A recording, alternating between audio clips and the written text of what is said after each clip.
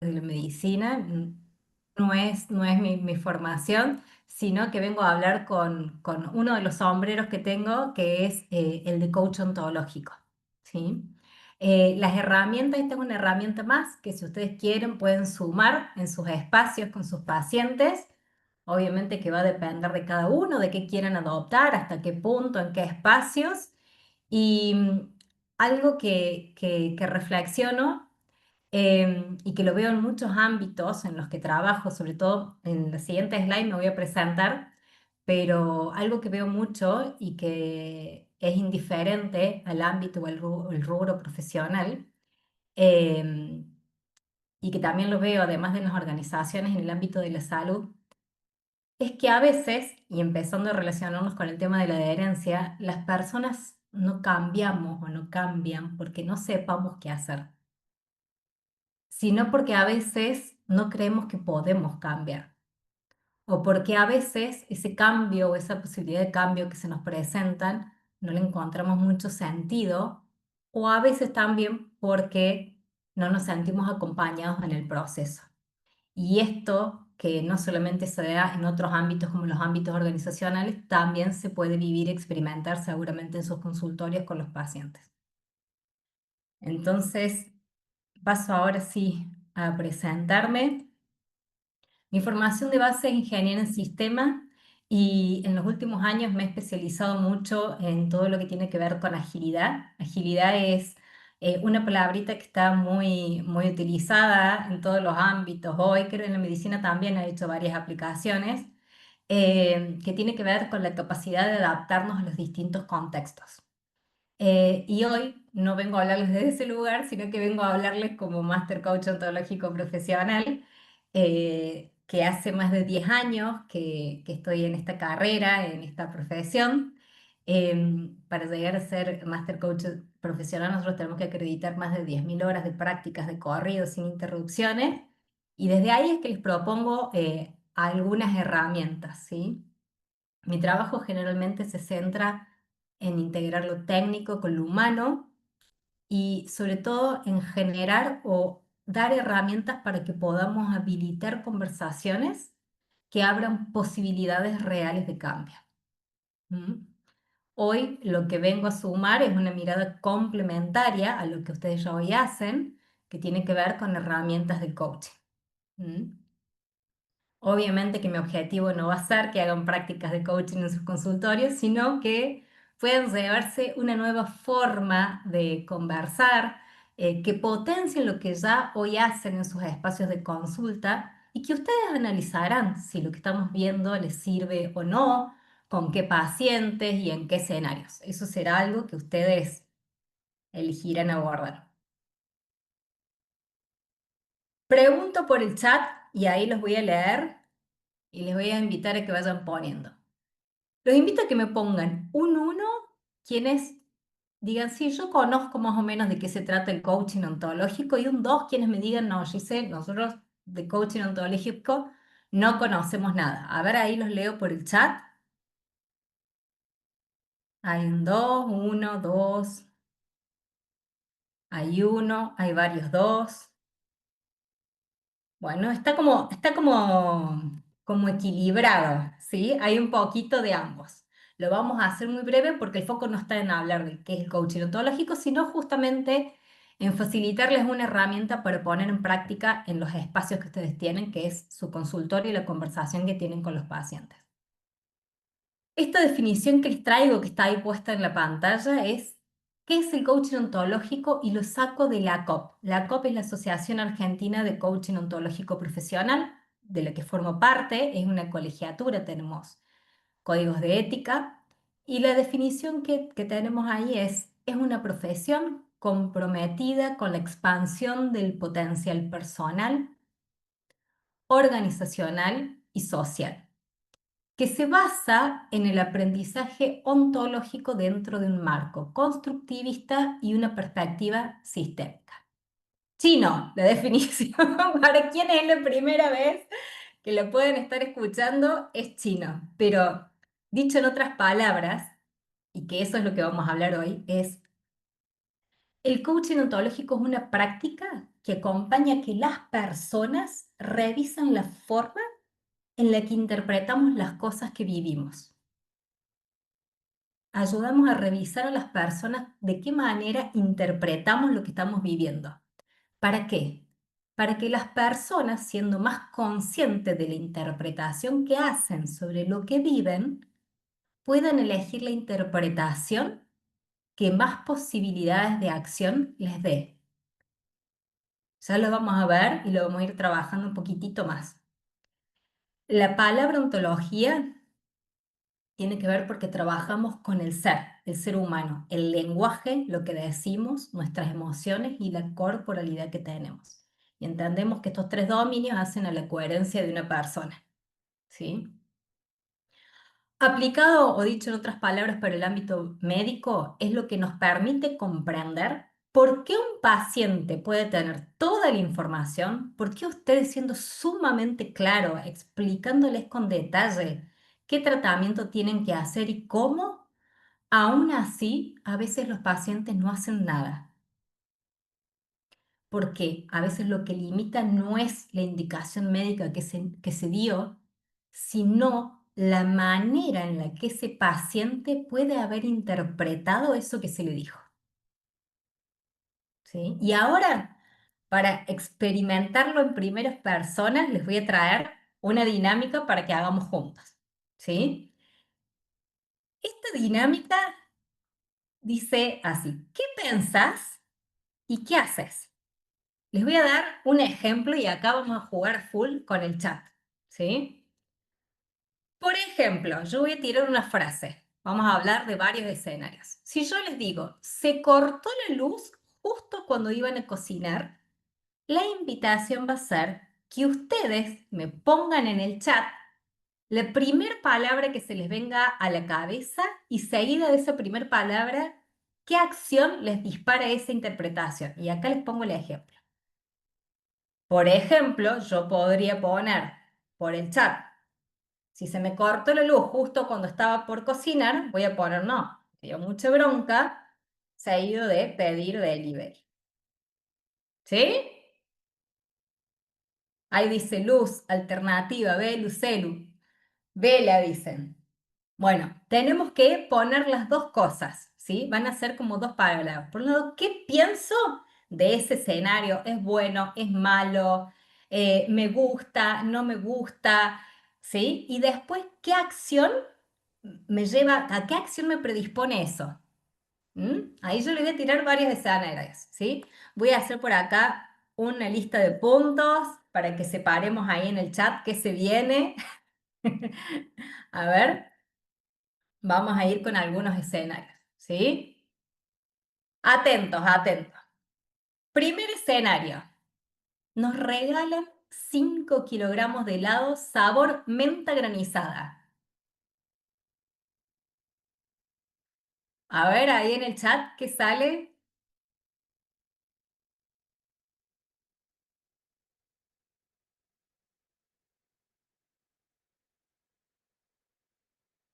Dos palabras, dos palabras. Recuerden. Ah, mira, ahí pone Fátima. Qué rico, todo para mí. Fastidio, dice Aye, lo regalo. Melina dice, uy, qué embole, busco velas. Ese debe ser del anterior. Acá otro dice, no me gusta, no lo como. Verónica dice, alegría, lo regalo. No me gusta, horrible. A caballo regalado no se le miran los dientes. Saco el chocolate. Bueno, hay una diversidad, ¿sí? Hay una gran diversidad acá en el chat de lo que experimenta cada uno ante ese escenario. ¿Se animan que vayamos por otro escenario más? A ver qué sale. Voy a hacer una línea de puntos para cortar ahí y tiramos otro escenario. Están subiendo el Uritorco y de repente aparece una víbora.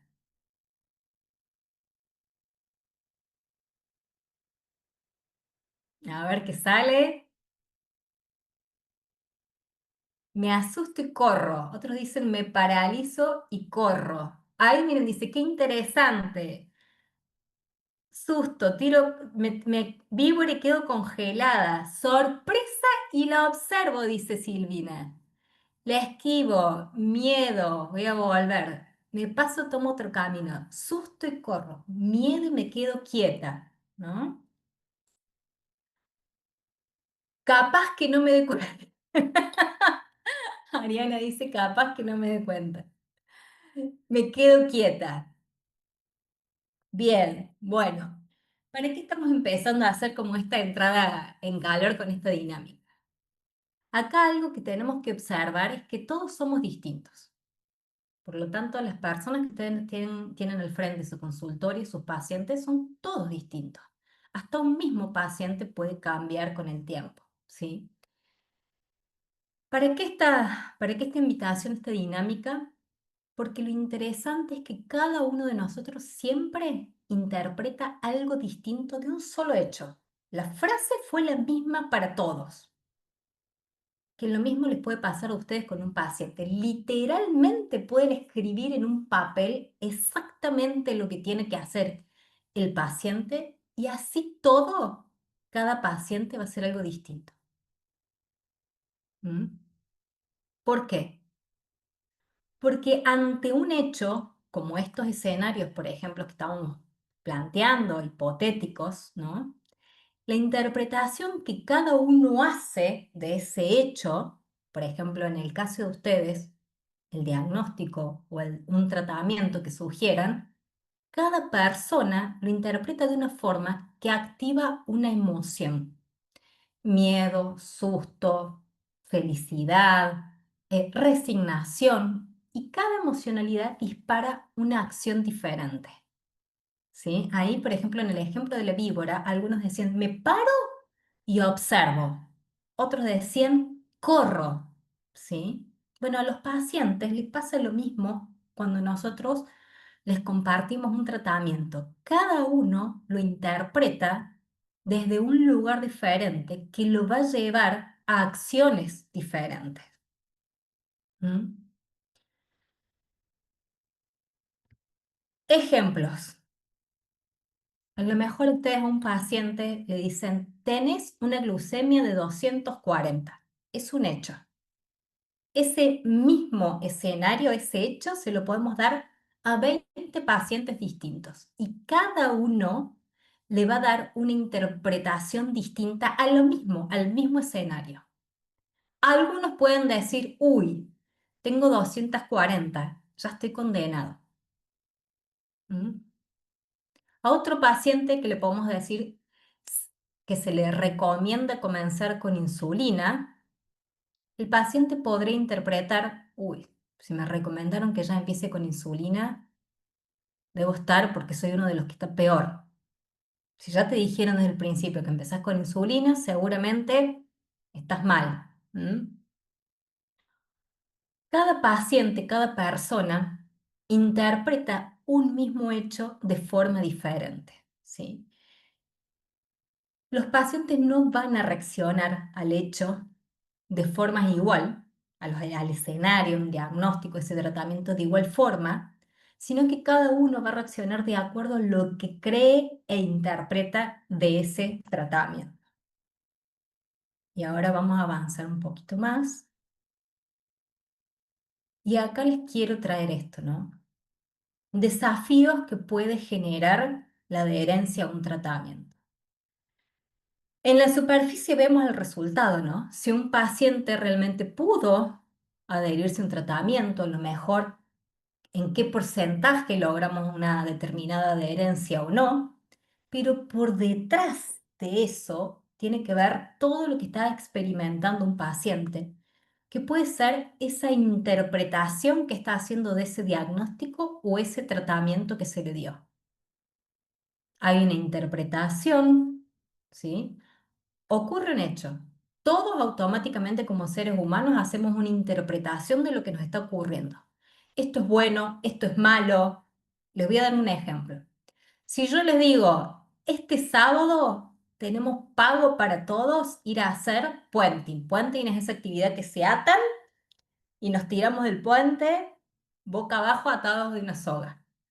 Para algunos esa actividad va a ser hermosa, le genera una adrenalina bárbara, tienen muchas ganas de ir a hacerlo. Y para otro va a ser una actividad sumamente riesgosa, ¿sí? Entonces, si nosotros interpretamos que algo es bueno o algo es malo, me va a generar determinadas emociones.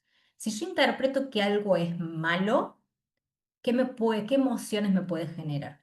Negación, resignación, enojo, miedo. Y con esas emociones es la predisposición a la acción que me va a habilitar. El miedo generalmente genera como acción correr, paralizarnos, ¿sí? Y un paciente, el tener miedo ante un diagnóstico o un tratamiento, tiene que ver con esto, que a lo mejor lo paraliza, lo inhabilita para poder empoderarse más y participar más activamente de ese tratamiento o de esa posibilidad. Acá en la imagen estoy dando un ejemplo de adherencia al tratamiento. Acá tenemos.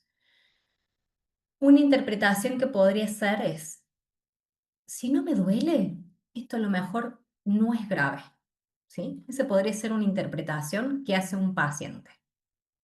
Y por lo tanto, la emoción, que yo digo, estoy negando lo que me está diciendo el médico. ¿Sí? Minimizo la situación. Si no me duele nada, esto no debe ser grave, ¿sí? Minimizo. Y al minimizar, empiezo a creerme que lo que tengo significa que no hay nada que tenga que cambiar. ¿Mm? La falta de adherencia no siempre se va a deber a la complejidad de un tratamiento, sino que muchas veces la no adherencia se puede deber a cómo el paciente interpreta lo que está pasando, como en este caso. Si no me duele, no es nada grave. ¿Mm? Esas interpretaciones generalmente son interpretaciones que vienen cargadas con esas emocionalidades hasta de enojo. ¿Les ha pasado de tener pacientes que están enojados cuando ustedes le dan un diagnóstico o les recomiendan un tratamiento? Sí, un montón de veces, sí, sí, sí. Sí, es re frecuente, digamos, bueno, o sea, es vincularte con las emociones también del paciente frente a un diagnóstico, un tratamiento, qué sé yo, la primera vez que uso insulina, pienso, ¿no? Cuando tenés que progresar en una terapéutica y tenés que decirle, bueno, pasamos de una medicación oral a un inyectable, o bueno, vamos a tener que empezar a hacer más veces automonitoreo, un montón de situaciones que por ahí, bueno, generan emociones inmediatas en el paciente, ¿no? Totalmente, totalmente. Y ahí es justamente donde empieza a aparecer este desafío. Nosotros, ay, pregunto María Ran, ¿cómo detectamos si el paciente se enoja? ¿Cómo lo ves? ¿Qué observas en el paciente para decir este paciente se enojó? Y a veces uno puede ver las emociones directamente, físicas, verbales, digamos, corporales en el momento y otras veces es a largo plazo, no la ves en el momento, pero sí lo ves, bueno, me dijo esto, le escuché y la próxima vez que venga no voy a hacer todo lo que me dijo, voy a hacer algunas cosas, ¿viste? O bueno, no estoy tan de acuerdo con la opinión, voy a tomar otra opinión, voy a escuchar otra o voy a esperar un tiempo a ver qué pasa, o ver si esto me hace tan mal, si está tan mal tener 220, o mal no es la palabra, si me hace, si me genera alguna lesión, algún daño, a lo mejor tener 240 de glucemia, bueno, un montón de ideas que se va haciendo el paciente respecto al tratamiento o a su enfermedad, y bueno, que hay que ir manejándolas, tratando de entender y buscar esa empatía, digamos, con el paciente y ver qué es lo que está pasando, ¿no? Bueno, eso es clave, ¿no? Esto que acabas de compartir, de poder, la emocionalidad se observa de forma corporal, por la postura que tiene la persona, por las expresiones faciales y también por las palabras que usamos, ¿sí? Las palabras que usamos reflejan justamente la emocionalidad desde la que estamos actuando. Y ahí es donde ustedes tienen una lectura importante para saber desde dónde les está hablando el paciente. Y a veces, y ahí es donde está, ya es clave porque les voy a no, lo vamos a ver en breve, el chequear lo que estamos observando con el paciente es un espacio de empatía hermoso. Te estoy observando que te enojaste cuando te dije esto. O me da la sensación de que te enojaste por lo que me acabas de compartir. ¿Es así? Y ahí empatizamos, ya ese vínculo cambia. Cuando Sí, hacemos tras... yo a veces me ha pasado decirle, me parece que te asustaste un poco, ¿viste? O te dio miedo algo. Y bueno, ahí sí te empiezan a decir todo, ¿viste? O sea, me parece que te estás sintiendo algo y porque lo ves físicamente en el paciente. O algo te asustó de lo que dije, y bueno, preguntame las dudas que tenga y empezamos a charlar, ¿no? De ese sentimiento que a lo mejor lo está atravesando. Eso es clave porque justamente, y lo vamos a ver ahora, tiene que ver con empatizar mi paciente. Es el primer paso para generar un vínculo, para hacerlo sentir de que no está solo en el proceso y para validar sus emociones. Por eso hay una invitación de de tres simples pasos que tiene que ver con un modelo S, que lo podemos aplicar en cualquier escenario. S por las siglas, ¿sí? Cuando nosotros damos un diagnóstico o un tratamiento, aplicando estos tres pasos podemos lograr de forma simple intervenir y conocer cómo el paciente piensa, siente y a qué acciones lo va a habilitar. Una es explorar qué interpretación está haciendo el paciente de ese diagnóstico y de ese tratamiento. Tal cual, Sonia, eso que estás poniendo por el chat, muchos recuerdan lo que le pasó al padre, la madre, es totalmente, totalmente, y ahora lo vamos a ver. Uno tiene que ver justamente con explorar esto, a ver, el paciente está relacionando este tratamiento, este diagnóstico con algo que vivió su tío, su madre, su padre. Bueno, ¿qué significa que lo esté interpretando de esa forma? Porque si nosotros logramos captar qué interpretación está haciendo el paciente, también vamos a ver desde qué emocionalidad nos está escuchando, porque la emocionalidad también nos va a mostrar, nos va a visibilizar a qué cosas realmente se va a poder comprometer. Y por último, buscar empoderar al paciente para que el paciente tome acción. Ahí les vamos un poquito más. El primer paso es explorar la interpretación que hace ese paciente, que hace el paciente del diagnóstico. El paciente no actúa solo por lo que el médico le dice, sino por lo que cree que eso significa.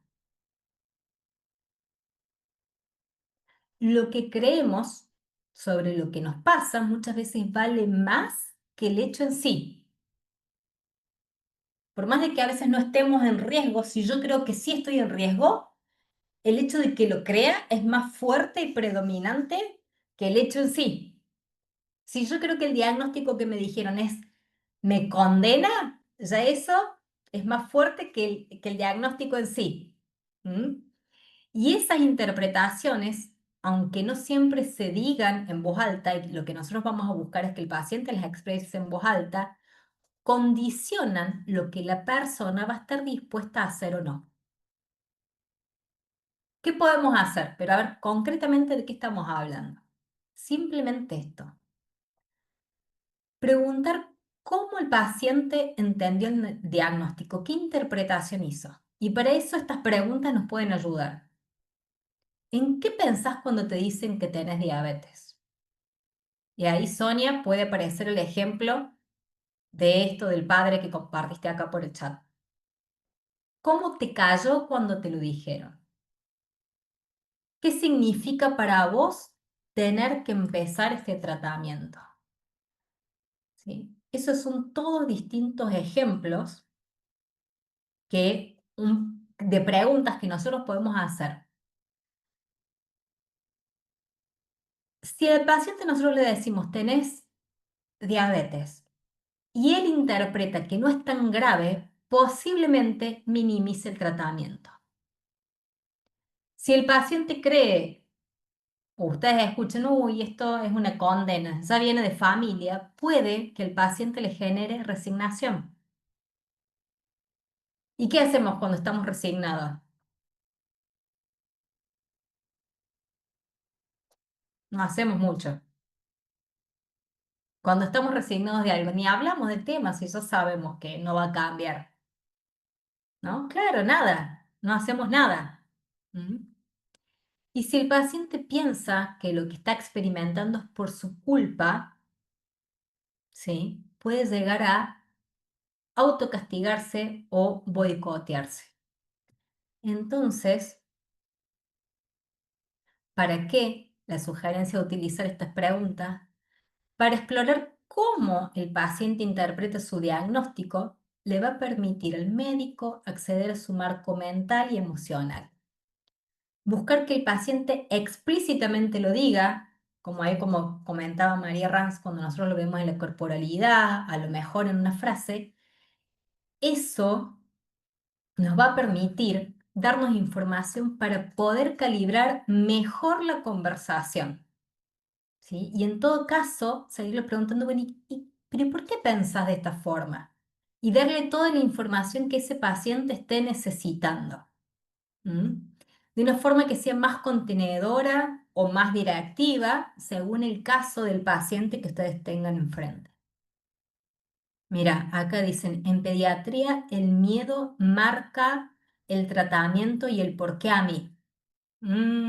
Claro, ustedes ahí, cuando atienden niños, con quienes tienen que tener estas conversaciones son con los padres, que muchas veces hasta deben, me imagino, que sentir culpa, ¿sí? Entonces, este sería el primer paso, explorar qué están interpretando de esto que ustedes le están diciendo. Esto que le están diciendo es bueno, es malo, es una solución a un problema, es una forma de mitigar la manera, porque si logramos empatizar con lo que está pensando la persona adentro, nos vamos a acercar a mantener un diálogo que le permita a esa persona escuchar. ¿Sí? Hasta acá, ¿cómo estamos? ¿Cómo venimos? Excelente, excelente. Te sirve para preguntarte un montón de cosas, ¿no? De la práctica profesional, diaria, de la comunicación con los pacientes, ¿no? Sí. Vamos a avanzar un poquitito más y acá les traigo algunos ejemplos de posibles interpretaciones. Si no me duele, no es grave. Y el problema que nosotros vamos a tener y a lo que tenemos que estar atentos es que a lo mejor la persona piense, si no hay síntomas visibles, no hay riesgo real. Y como médico tenemos que estar atentos hacia un paciente me está diciendo eso, porque tengo que ayudarlo a tomar conciencia. Otra persona que nos puede estar diciendo, tener diabetes es una condena, no puedo vivir plenamente con esta enfermedad. Y sin embargo entiendo que si una persona realmente se cuida, dependiendo del tipo que tenga, puede realmente hacer una vida bastante normal. Voy a terminar amputado o ciego como mi tío. La interpretación es, mi destino ya está marcado, ahí esa persona ya está resignada.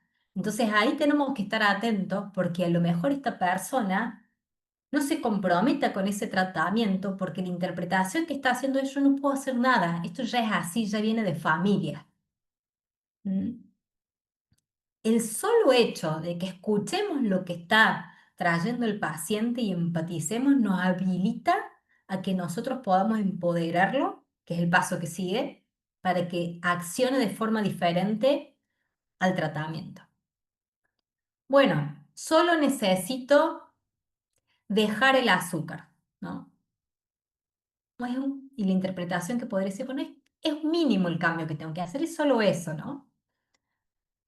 Acá Patricia dice, hay que desmistificar el conocimiento que trae. Totalmente, totalmente, exactamente.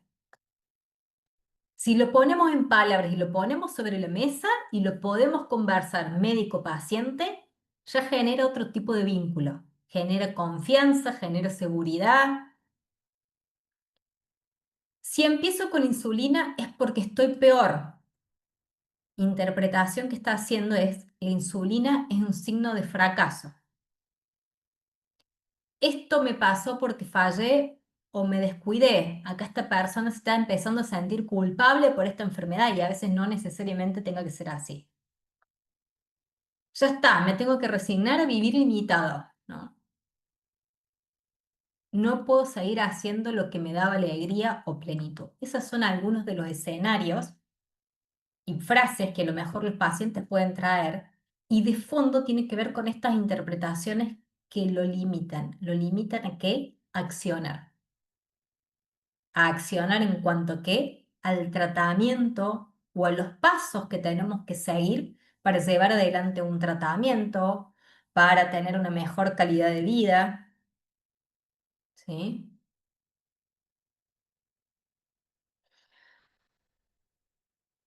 Cuando hablamos de adherencia, muchas veces miramos lo que el paciente no hace. Pero si queremos ir más profundo, tenemos justamente que mirar qué está interpretando este paciente y desde qué lugar emocional se está relacionando con su enfermedad. ¿Desde qué emocionalidad se está relacionando con su enfermedad? ¿Está enojado con la enfermedad? Porque esas frases que ustedes van a escuchar en su consultorio, como a lo mejor no tengo fuerza de voluntad, o la insulina es para los que están peor, o esto me pasó porque fallé, no son realmente datos objetivos, son interpretaciones que ellos hacen.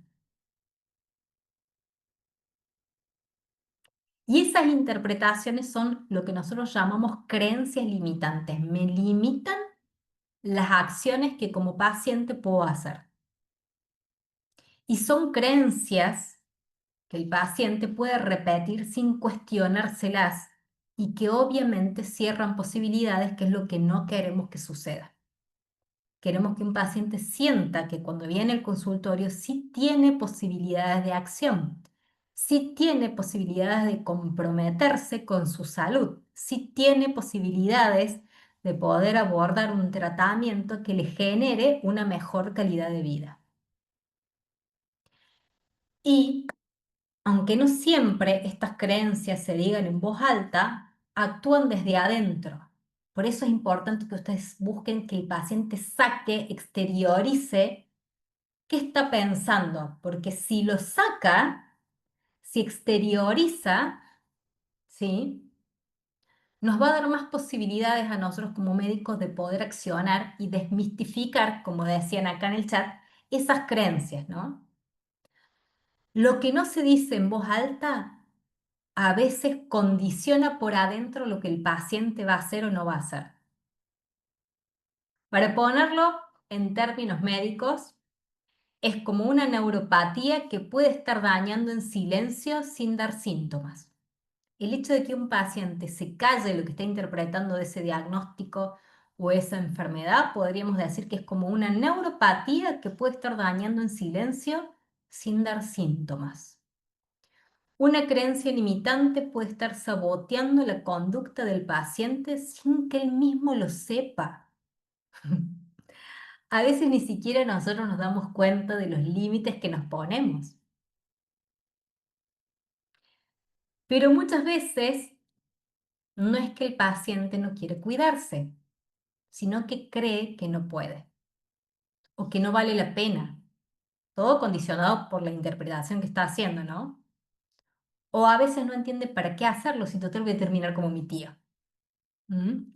Entonces ahí está, en donde en esa conversación médico-paciente es que se puede hacer esa gran diferencia.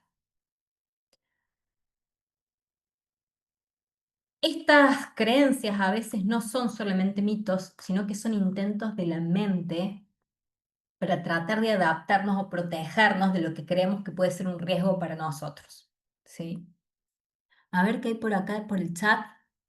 Dice Graciela, yo pienso que más que desmitificar hay que valorarlo, conversarlo, respetarlo, tomar lo que sea adecuado y avanzar en reconocer lo que no va a servir. Totalmente, Graciela, tal cual.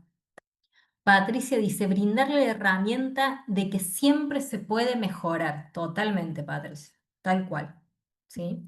Estas pequeñas intervenciones conversacionales médico-pacientes son las que pueden abrir esas puertas. Y ahí vamos, porque estamos solamente en la etapa de explorar. Ahora vamos a la etapa de comprender. Dijimos que cuando nosotros hacemos una interpretación de si esto es bueno, esto es malo, esto es peligroso, esto no es peligroso, son las acciones a las que me va a predisponer, ¿sí? Como los ejemplos que vimos en los escenarios. Entonces, una vez que nosotros logramos captar qué está interpretando el paciente, el segundo punto es comprometer desde la emocionalidad, comprender la emocionalidad desde la que está escuchando. La emoción desde la que el paciente escucha su diagnóstico va a impactar directamente en su disposición para actuar. El miedo paraliza. Estar enojado genera rechazo y muchas veces hace que si el paciente está enojado al frente de ustedes por el diagnóstico que le están dando, a lo mejor ni los escuche. ¿A ustedes mismos no les pasa en la vida diaria de que cuando están enojados con alguien es tan fuerte el diálogo interno que tienen en la cabeza de la bronca de lo que están viviendo que no están escuchando al otro? Están metidos adentro de su cabeza en lo que se están diciendo. Imagínense un paciente cuando le están dando un tratamiento, un diagnóstico. Si están enojados, no van a poder escuchar. Y la resignación, la resignación hace que se apague todo tipo de esperanza. Y bueno, voy a hacer lo que pueda, es total. Ya sé cómo voy a terminar. Bueno, lo intento un poco, sí. Total, mucho no va a cambiar. Esas pueden ser las frases que internamente se puede estar diciendo un paciente. Como decía, había una persona que estaba acá, Graciela Rubin, decía, hay que valorarlo, respetarlo y tomar lo que sea adecuado. Validar la emoción. Yo te entiendo que estés enojado, te entiendo que tengas miedo, ¿sí? Validar la emoción no es abrir el problema, sino es abrir la puerta a que esta persona pueda ver desde qué lugar está parado y pensar en qué acciones puede generar desde la emocionalidad en la que está. Para empezar a simplificarlo, es justamente validar la emoción sin minimizarla, ni taparlas con soluciones. Es simplemente hacer transparente lo que observamos. Te observo que estás muy angustiado. Hay angustia o confusión, ¿sí? ¿Qué es lo que más te preocupa? Estas son algunas preguntas que nosotros podemos hacer al paciente.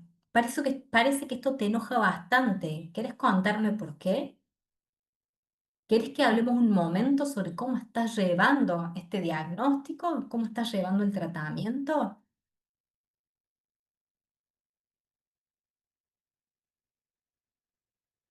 Claro, miren, acá dice Mary Quiroga, dice, es un proceso de duelo que lo tiene que transitar un paciente recién diagnosticado. Supongo, Mary, que obviamente que duelo, me refiero como dependerá también del tipo de diabetes que tenga, será también cómo lo vivirá, pero a lo mejor, corrígenme, porque de nuevo yo justamente no conozco de la especialidad de ustedes, solamente sé que como médicos trabajan, pero hay distintos tipos de diabetes y que las personas, dependiendo, pueden llevar una vida bastante normal si se cuidan como se tienen que cuidar. Eh, ok, acá dice Alejandra, duelo, la salud perdida. Ujú, tal cual, sí. ¿Y para qué hacer estas preguntas? Para dar espacio a la emoción que está presente con el paciente, para que no opere como una resistencia silenciosa. Validar emocionalmente, cuando digo la expresión validar emocionalmente, es simplemente decir, te entiendo que estés enojado. Eso ya es validar que el otro, respetar la emocionalidad de la que está el otro. Eso va a disminuir la tensión, la indignación que a lo mejor pueda sentir la persona y va a mejorar la colaboración médico-paciente. ¿Mm? Porque si el paciente siente miedo, enojo, resignación, no va a importar qué tan claro esté el tratamiento, porque no va a poder adherir. Mm. Cuando hablamos de validar la emocionalidad, no es perder autoridad, sino que es darnos acceso a ese mundo interno de lo que está viviendo ese paciente, escuchándolo y dándole lugar a que se pueda abrir. Como dice Patricia acá en el chat, decirle que tiene derecho a sentirse enojado y eso está bien.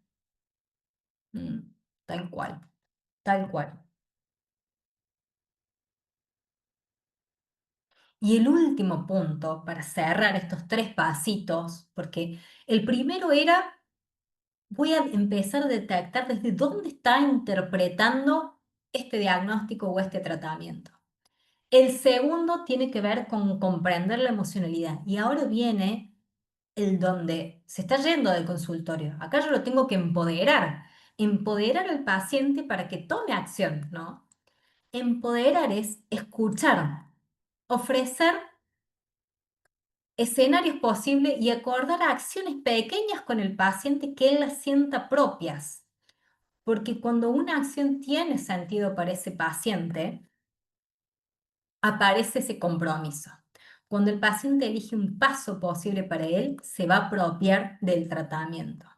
Acá dice Ariana, hay que hacerle ver al paciente que al final del túnel existe la luz. Totalmente. Y acá Mary Quiroga dice, vuelo a los pasos que lleva similar una patología, que lleva primero el enojo, la negación y en últimas instancias a la aceptación. Tal cual, Mary. Sí. Entonces, ¿qué preguntas podemos utilizar para ayudarlo a que el paciente se empodere? Hay algunas preguntas que nos pueden ayudar y conectar con el paciente para que él pueda asumir algún tipo de compromiso después de lo que han acordado. A ver, después de todo lo que te expliqué, de lo que acordamos, del tratamiento que tenés que seguir, a ver, explícame vos, contame con tus palabras, ¿qué es lo que tenés que hacer?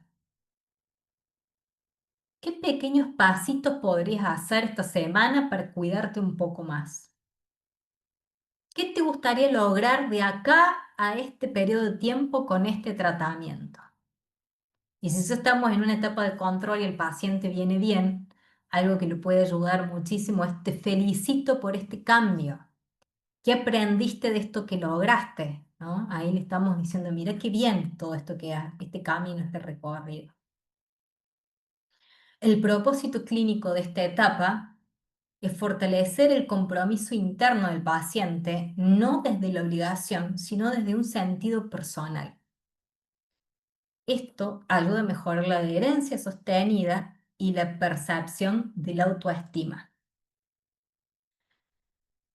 A veces el compromiso de un paciente no nace de una indicación impuesta, por más de que sepamos que tiene que hacer el paso 1, el 2, el 3, sí o sí, porque no hay otro camino, ¿no? Sino a veces darle la posibilidad de que intervenga en esos pasos que estamos dando, ¿no? En una acción que él sienta que puede ser posible para él y valiosa. A veces, dependiendo cada caso, cuando se imponen grandes cambios, el paciente puede que se sienta muy abrumado o incapaz, sobre todo si llega con un diagnóstico, a lo mejor de un cuadro de diabetes muy avanzado, que de nada tiene que pasar a hacer un montón de cosas, ¿no? En cambio, cuando se puede ofrecer una oportunidad, a lo mejor de elegir un pequeño paso, que él lo pueda valorar, le va a aparecer esa disposición, ¿no? A poder dar ese paso y asumir un compromiso. Escucharlo es clave para estar atentos a qué puede estar dispuesto a hacer, qué le importa y también a qué teme. Acá están escribiendo, ay, mira, tal cual, ¿no? Dice, Ashley dice, hacerlos partícipes del tratamiento es fundamental. Cuando entienden que no los retamos, sino que le ofrecemos las opciones y ellos eligen totalmente, totalmente. Ariana dice, hay que negociar con el paciente y valorar los pequeños cambios, totalmente. Paula dice, empatía, el poder de escuchar es fundamental. Totalmente. ¿Les ha pasado, miren qué importante, ¿no? ¿Les ha pasado de reunirse con gente amiga o colegas de trabajo que están en una conversación y empiezan a hablar ustedes y contarles cosas de ustedes? Y sienten que la otra persona no los está escuchando. ¿Les ha pasado? Y cuando viven eso, de que están con alguien y que sienten que la otra persona no los escucha y que lo mejor les hace con la carita así, sí, como los locos. Sí, sí, te escucho, ¿no? ¿Qué ganas les dan a ustedes de seguir hablando con esa persona? No nos dan ganas, se rompe el vínculo, ¿sí? Entonces, escucharnos mutuamente, médico-paciente, es clave si nosotros buscamos la adherencia a un tratamiento, ¿no? Acá dice María Hermida, preguntar si está de acuerdo con el tratamiento propuesto. Ujú. Perdón, Gise, que te interrumpa, pero bueno, hay un montón de, de tips así que vas tirando en tu charla como para ir tomándolo como herramientas imprescindibles. El de la escucha activa, o sea, ser efectivos en la comunicación y empezar a escuchar empáticamente, ¿no? Lo que el paciente te está comunicando, transmitiendo verbal o físicamente es fundamental. Y lo otro que quedó ahí, digamos, plasmada en la diapositiva es esto del propósito, ¿no? De que el paciente no lo piense como una obligación, sino encontrar la relevancia personal de a lo mejor alcanzar un valor de LDL, un valor de glucemia, ¿no? Que para nosotros clínicamente es relevante, pero hay que ver cuál es la relevancia que puede tener para el paciente, ¿no? O sea, encontrar, girarlo por ahí al propósito o al objetivo o a la meta a alcanzar, dar la vuelta y encontrar la relevancia para el paciente, ¿no? Desde su aspecto personal. Porque si no nos ponemos a hablar de valores y a lo mejor el objetivo del paciente es otro, ¿no? Mejorar su salud para estar mejor con su familia, para poder compartir con otras personas, pero no es el valor de LDL ni el valor de glucemia, ¿no? Que nosotros estamos mirando. Gracias, María Ram, por claro, ahí lo trajiste con las palabras de literalmente de lo que ustedes viven. Hiciste el match perfecto ahí entre tal cual. Gracias, gracias ahí por traerlo. Y acá resumo directamente de qué se tratan estos pasos y para qué, ¿no? El empoderar, hacer preguntas para descubrir cómo el paciente está interpretando su diagnóstico. ¿Qué significa para vos este diagnóstico? ¿Qué pensaste cuando te dijeron esto? ¿Para qué? Para acceder a esa narrativa interna del paciente, para detectar esas creencias que pueden limitar su disposición a cuidarse. El segundo paso es comprender, observar y validar la emoción del paciente sin juzgarlo ni minimizar lo que esté sintiendo. ¿Sí? Algunos ejemplos: te veo preocupado, querés contarme cómo te sentís, parece que esto te angustia, es así. Esas son algunas herramientas que nosotros podemos tener en la conversación para validar eso. ¿Para qué podemos utilizarlo? Para disminuir la resistencia emocional y abrir un espacio de confianza y colaboración. Y el último, que era empoderarlo, es acordar, aunque sea una pequeña acción posible que tenga sentido para el paciente. ¿Qué podrías probar esta semana que te acerque a cuidarte más? ¿Qué te gustaría lograr con este tratamiento? De esta forma, lo que perseguimos con ese punto es fomentar el compromiso desde el deseo, no desde la imposición, sino que buscamos que lo elija, una acción elegida que va a fortalecer la adherencia. ¿Sí? Y ahora, sí, sí, todo muy lindo, pero yo no tengo tiempo para esto. Yo tengo 10 minutos por paciente y vos querés que aplique 3 pasos. ¿De qué estamos hablando acá? Me estás haciendo perder el tiempo, ¿no? Uy, acá no sé qué toque, ahí voy a minimizar. ¿Sí? Yo sé que el tiempo es una de las mayores tensiones que suelen tener justamente cuando están dentro del consultorio paciente médico. Por eso la propuesta no es hacer algo extra, sino transformar la calidad de los minutos que ya tienen hoy con el paciente. A veces simplemente con una pregunta distinta o una escucha un poco más activa, el paciente puede cambiar la predisposición, ¿sí? Y esto no es un proceso de coaching, ¿no? Un proceso de coaching sí demanda una hora y media, sino que es adquirir algunas herramientas como estas preguntas que estuvimos viendo para justamente generar gestos de conexión, de confianza y compromiso con el paciente, ¿no? Incluso a veces 2 minutos bien usados pueden evitar meses de falta de adherencia, frustración y complicaciones evitables. No es más tiempo, sino que es más intención, es más la intención en el tiempo que ya tienen, ¿no? Y, como decía, no es hacer algo extra, sino transformar la calidad de los minutos que ya tienen con el paciente. ¿Sí? La forma, ya estamos casi en hora, la forma en la que hablamos puede ser el puente entre una indicación médica y la verdadera adherencia, ¿no? Porque lo que estamos viendo son tips conversacionales, ¿no? Este enfoque que estamos viendo no reemplaza para nada lo clínico, sino que buscamos potenciarlo, si es que vieron alguna herramienta que pueda ser viable de aplicar cuando están en el consultorio, ¿no? Em, si se pudieran llevar o se pueden llevar, aunque sea una sola pregunta para trabajarlo en el consultorio, ya la charla valió la pena, ¿sí? Y ahora, si quieren,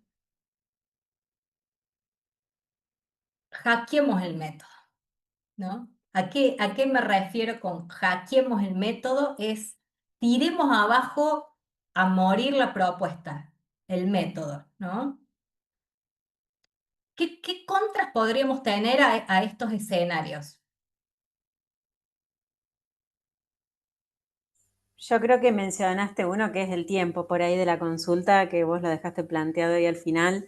Y bueno, lo que mencionaron ahí en el chat, la actividad burocrática que tenemos, ¿no? Por ahí en completar planillas, hacer recetas, bueno, es como mucha actividad burocrática, papelería, que te resta, ¿no? En la calidad fundamentalmente de la consulta. Es como que lo administrativo debería ser aparte de la consulta médica, ¿no? Tal cual, tal No cual. sé si alguien quiere dar su opinión, pero bueno, me parece que esa es una gran limitante. Y el tiempo y fundamentalmente la derivación de la consulta en cuestiones administrativas. Mm. Sí, por eso iba ahí, creo que la idea no sería ocupar más tiempo, sino agudizar el oído para hacer esa pregunta que sea provocativa para con el paciente, que lo ayude a destrabar, ¿no? Pero bueno, las planillas yo siempre digo son una vez ahora al año, así que el resto de las consultas que hace el paciente las podemos aprovechar. Miren qué interesante lo que dice Valentina. Dice, muchos varones no se abren a hablar de sentimientos, ¿no? Y a veces, sí, obvio, no todos los pacientes van a responder igual y eso está bien, porque todos somos muy distintos. Lo importante es tener por lo menos una herramienta más. ¿M? Algunos pacientes sí necesitan contención emocional, otros no, otros van a necesitar más estructura. Anótame bien clarito qué es lo que tengo que hacer, no me interesa saber más nada, porque no todos los pacientes son iguales. Otros más claridad. El modelo no obliga a nada, ¿no? Simplemente ofrece algunas posibilidades para quien quiera tomar algo de esto. ¿M? Y no sé si veo algo más por el chat. No, ok. Bueno, a nivel Perfecto. de contenido teórico, eso fue todo, que para mí era un montón. No sé cómo Es un lo vi. montón, poder aplicarlo en la consulta es un montón. Ya solamente la escucha activa, por ahí nosotros estamos pensando, uy, vengo atrasado una hora y ya perdiste la escucha activa, porque no hay manera de prestar atención si estás pensando en que venís atrasado, que tenés un montón de pacientes esperándote, que se te hace tarde, ya ahí perdiste la empatía y la escucha activa muchas veces. Entonces, bueno, es un trabajo que uno tiene que ir haciendo, ¿no? Para poder brindar calidad profesional, fundamentalmente, ¿no? Porque si no la vas perdiendo de alguna manera.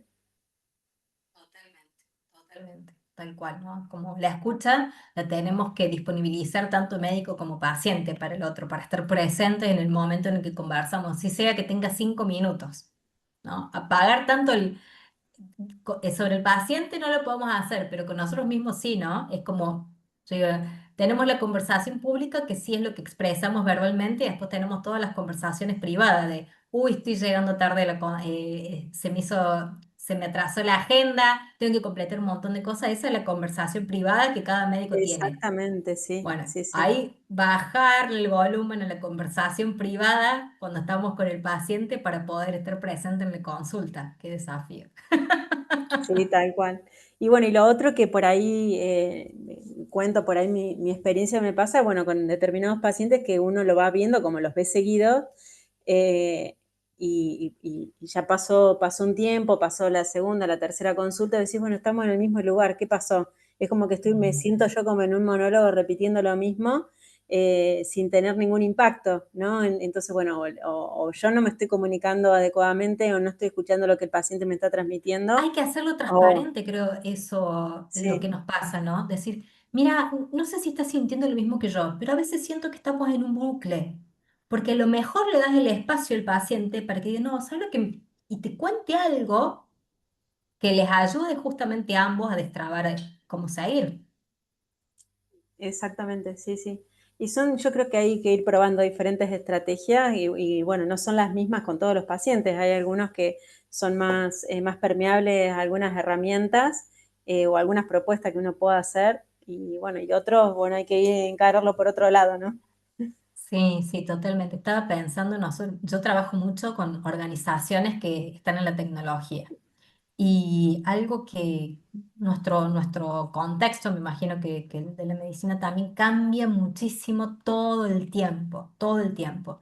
Y lo que buscamos hacer, que yo entiendo que la SAT es esto, como una comunidad de práctica en donde buscamos hacer como mejores prácticas y profesionalizarnos aún más.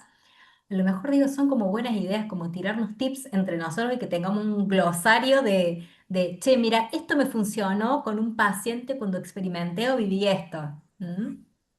Sí, tal cual, tal cual. Es un poco contar por ahí la experiencia que estamos viviendo en el consultorio y bueno, y las estrategias que podemos utilizar. Diferentes herramientas, porque por ahí desde la medicina tradicional o de la práctica tradicional, no estamos acostumbrados a la escucha activa, ¿no?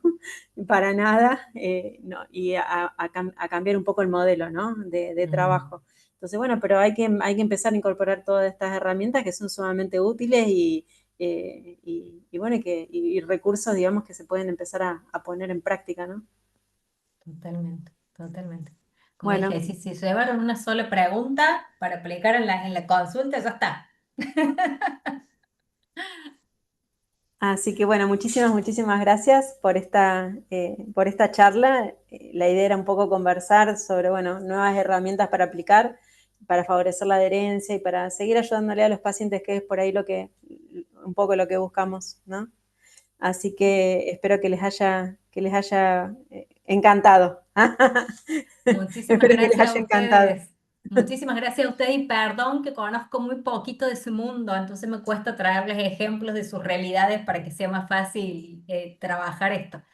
Pero son Eh, herramientas aplicables a todos los ámbitos. El mm, tema de poder escuchar, me parece que es aplicable a un montón de ámbitos, ¿no? De poder encontrar, bueno, por dónde lograr el cambio, fundamentalmente. Así que los objetivos SMART, por ejemplo, o el método que vos planteaste, son aplicables a diferentes ámbitos. O sea, y creo que tenemos que empezar a asimilar todas estas nuevas herramientas. Tal cual, tal cual. A experimentar, que salga lo que salga al principio. No va a salir nunca perfecto, pero bueno, estamos jugando y viendo que sale. Así es, así es. Bueno, un Bueno, placer, muchísimas, un placer. no, gracias a vos, Gise, bueno, y saludos a todos los que están ahí del otro lado, escuchando activamente, participando en el chat, conversando un poco. Buenísimo, buenísimo. Muchas gracias a todos. Quedo Bueno, disponible. así es, así es.